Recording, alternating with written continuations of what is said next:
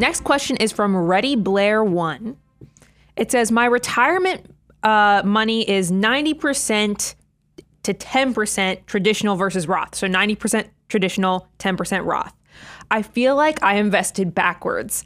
At 50 years old, should I migrate to 100% Roth 401k or continue with traditional and simply do a Roth conversion in the years to come? So what do you think? Did he invest backwards, and how should he move forward? Yeah, that's a great question. And you're not uncommon, right? Like a lot of folks, we get this question. This is probably one of the most asked questions that we get. Hey, I was saving and I was doing my 401k and have all these traditional assets, but you guys talk about Roth and how it's so amazing. And I've even seen the ebook that you guys have out on that. And it's just so wonderful. How do I get more of that? How do I do more of that? And it is true. We love Roths and they are super valuable.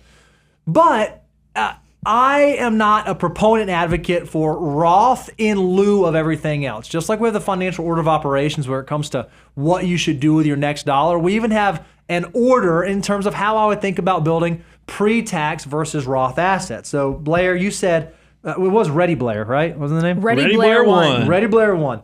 50 years old. We don't know your tax status, right? So we don't know where you are tax status. We know the composition of your assets, but not the size of the portfolio.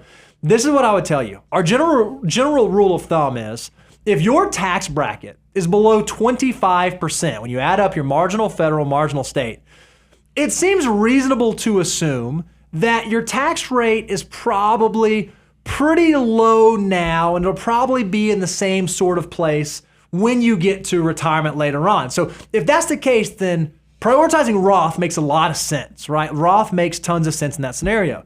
But if you're someone who your marginal rate plus federal plus your marginal rate stays above 30%, there's a really good chance that when you get to retirement, when you're living off of your assets, when you have more control over your income, you might be in a lower tax situation. Well, if you're in a higher tax situation now and you're in a lower tax situation later, then that really suggests that pre-tax is probably going to be the optimal strategy for you because you led to the very next thing. Hey, might I be able to do some Roth conversions later in life? Might I have opportunities? Yes. Just because you don't build Roth assets in your accumulation phase does not mean that building Roth assets cannot be part of your decumulation or legacy planning phase. Yeah, I mean, that's a great setup because the two things I had written down was tax rates, legacy planning, I'll come back to that, and then the third one was conversion stage.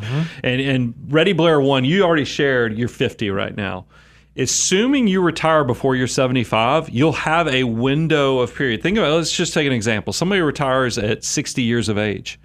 You now have 15 years before the government makes you take required minimum distributions for somebody that age. Now, look, for somebody who's older, you might have to do it at 72 or 73. They've staggered this out. But for a lot of us, it's going to be beyond 75 years. That creates a tremendous window because if you have the 3 bucket strategies, think about the financial order of operations, step 7, where you're thinking about, do I have after-tax brokerage account assets? Do I have tax deferred? And do I have Roth? If you structure this right, you might be able to legally manipulate the tax code to where on that period before 75, where the government requires you to take those pre-tax money, you might be able to just play the tax rate game. You go ahead and convert up to on those lower tax rates, turn them into Roth dollars, and then off to the races you are with building the legacy of having tax-free growth. Now, look, I do think it's one last thing.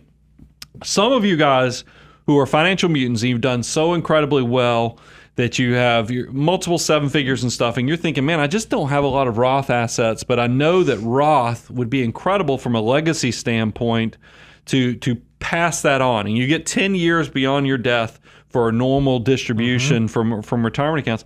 Some people, we have some clients that are now doing Roth just because the tax rates didn't go down in retirement because they have good income coming out even in retirement, that they're now choosing Roth just from the legacy planning standpoint. These are all very important things to consider, and it's part of the graduating through the abundance cycle that if you have these type of issues and you're trying to figure out what's the optimal way to do conversions, to make sure my 3 buckets, to even stress test my retirement to make sure I'm landing this plane right, then I would encourage you to go check out the work with us on both moneyguy.com as well as aboundwealth.com, because this is exactly the cool type of stuff we get to do for our clients, and it makes it so fulfilling to kind of help people walk through that threshold of financial independence.